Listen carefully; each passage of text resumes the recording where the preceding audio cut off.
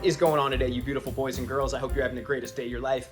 Today we're going to talk about a topic that's maybe not super comfortable to talk about, but one that I think is very necessary and something that pretty much every person will go through at some point in their life. And that's what to do and how to pick up the pieces after a really tough breakup or a tough divorce or an ending of that relationship.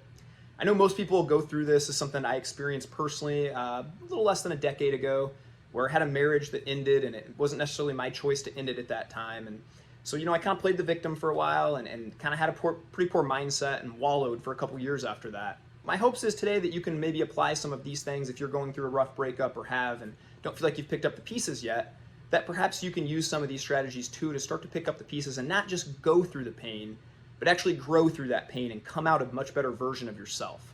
The first thing I think you guys need to do is if you're going through a rough breakup, even if it wasn't your fault or your choice, what you need to understand is there's always things that you can do better. And so number one is you got to not play the victim. For far too long in my journey, what I did is after we got divorced, I just played the victim. And I just said, well, I didn't want to end the marriage. It wasn't my fault. It was her fault. It was her parents' fault. It was my parents' fault for the way they raised me. It was this and that. And really the only person that could set me free and start to get some of that guilt and shame and all this stuff off my shoulders was me. And it was looking internally. And for me, a lot of the stuff was journaling and starting to write out what was my fault, what could I improve on, what could I take ownership of and get better at. And so I think that's the first thing you got to do is switch that mindset in your head from I'm never going to blame anybody else again. You know what? My life is on me and the choices I make. And I cannot control sometimes that I get knocked down. Look, you might have gotten broken up with, you might have gotten cheated on, you might have gotten some of these things, and maybe it wasn't your fault. A lot of times in life, things happen to us where they're not our fault. You're going to get knocked down. But here's the key, guys. You can choose right here to pause and say, I can't choose that I got knocked down, but I can sure as heck choose that I'm getting back up. I'm going to fight, and I'm going to take ownership of everything that I can take ownership of in my life, and I'm going to get better today, and I'm going to get better tomorrow, and I'm going to build myself up. The second thing I would do is if you're going through a relationship, a bad breakup, or an ending of divorce or a marriage, is get addicted to self-improvement. This was the biggest thing for me. At the time I think I got divorced and cheated on, man, I think I weighed 149 pounds. I had zero muscle. I also had a little chunk down on the midsection. And so getting addicted to self-improvement for me was starting at the gym, seeking out a personal trainer, starting to go to the gym and build my body and build myself up. Now, it didn't just stop with body. I wanted to build my mind up. I wanted to build my spirit. I wanted to build my faith. All these things that mattered to me, I just wanted to get addicted to self-improvement. That really takes the sting off, the pain off, and you start, you stop forgetting about the things of the past and all the hurt, and you just start focusing on yourself and you start focusing inward. And how can I get better today? And so what I would encourage you to do is just leverage every moment. From the moment you wake up today, you tell yourself, I'm going to get better at the things that matter to me. I'm going to leverage every second. I'm not going to sit and zone out. I'm not going to sit and feel sorry for myself. I'm going to get down and I'm going to do some push-ups. I'm going to go for a run. I'm going to read this book. I'm going to study this thing and get better. I'm going to create the side hustle. I'm going to get more money. Whatever that looks like for you, you just get addicted to getting better. And all of a sudden, guys, that hurt just kind of goes away as you get addicted to that self-improvement. The third tip, and this is a big one, and this might sound a little bit harsh, but you just need to realize that no one cares.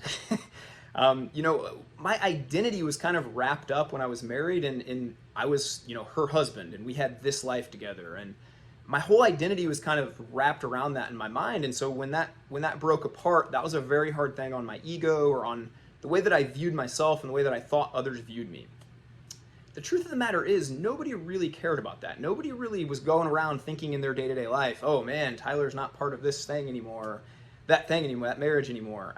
People are just too busy with their own lives doing their own stuff. And also I know that pain can feel really, really lonely sometimes, because I remember telling people, like, you don't understand how much it hurts.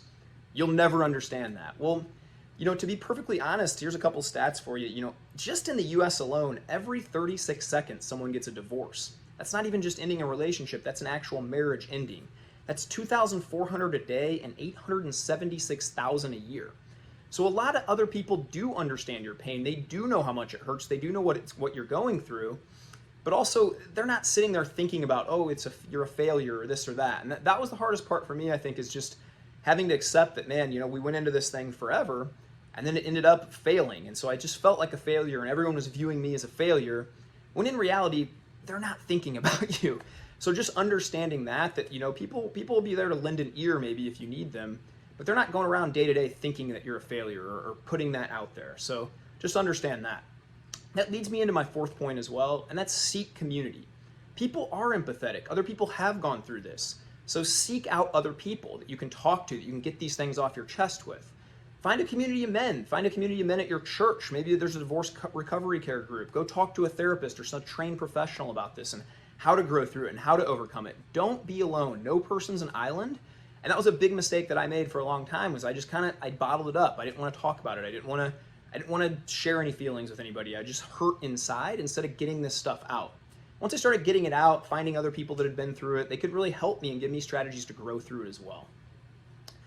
The fifth point, and the big thing I have here, and this might be a little controversial or whatnot, but it really helped me, so I'm gonna say it in hopes that it helps somebody else, is I know when it first happens, you're gonna have a lot of anger. You're gonna have a lot of rage, a lot of sadness, just a lot of these really raw and unfiltered emotions. Use those, lean into them. Now I promise you time heals. And, looking back almost, 9-10 years later now, man, I absolutely love my ex. We have a very, good relationship where we wish each other well. She has beautiful kids, and I wish nothing but the best for her and all of her family. But at the very beginning, I'm sure it was raw for her. It was raw for me, where we didn't really like each other, obviously, when you're breaking up, right? And so I had a lot of that anger and a lot of that sadness. And so what I started to do is when I finally got over the hump was using some of that sadness, using some of that anger as fuel. So when I woke up every day and I felt that, man, I just used that to go to the gym and get better. And then I promise, guys, as you go through this, time does heal. It's the ultimate healer.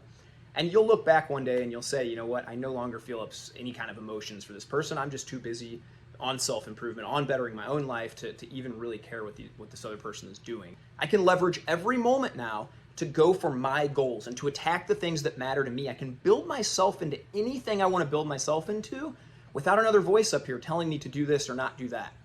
That is a true gift. And if you start to view it in that way, man, that is where the light bulb came on for me. And I think that's where you can really say, you know what, I don't just want to jump into a next relationship without fully healing. Your goal should be to just build yourself up better. Fall in love with yourself and your dreams and your goals. And then you'll attract somebody after that who wants to come on and support that mission. And you'll want to help and support their mission too. But you can't get to that spot unless you fully heal. So guys, I hope this has been a little bit helpful today. I know that it's not a fun topic to talk about, but it is one that most of us end up going through at some point. And so if you're in this spot today, I would urge you to try a few of these strategies or these steps, and hopefully you'll heal and become the best version of yourself moving forward too.